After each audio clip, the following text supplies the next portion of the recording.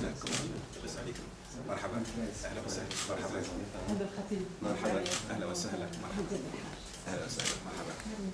اهلا وسهلا. مرحبا. Bienvenue en Tunisie. Merci. J'espère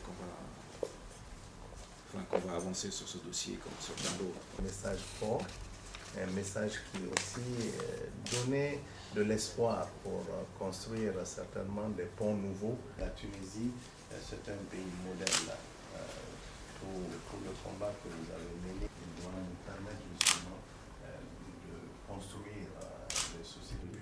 Je tiens à vous dire que l'entretien que j'ai eu avec le président de la République de la Tunisie était un entretien de haut niveau. Tout d'abord, c'était l'homme de santé publique, le professeur de santé publique, qui comprend tout à fait l'importance du combat pour les malades. Nous nous sommes entretenus sur les progrès que la Tunisie a dû faire ces derniers mois pour faire en sorte que les stratégies soient adaptées pour répondre à une demande croissante des populations à risque. Particulièrement, nous pensons bien sûr aux populations les plus affectées par cette épidémie-là.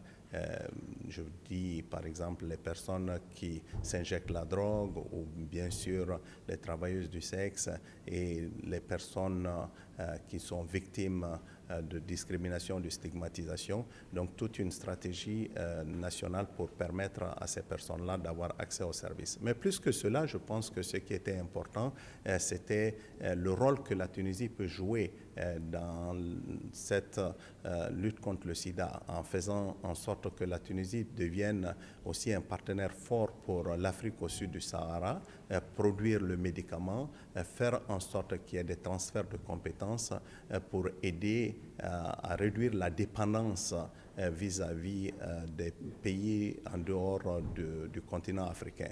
Donc la Tunisie sera un partenaire clé dans cette lutte et nous allons travailler avec le gouvernement pour faire en sorte qu'on puisse produire le médicament, mais qu'on puisse aussi réduire le coût du médicament, qu'on puisse faire en sorte que la technologie soit transférée dans les pays au sud du Sahara. Je vous remercie.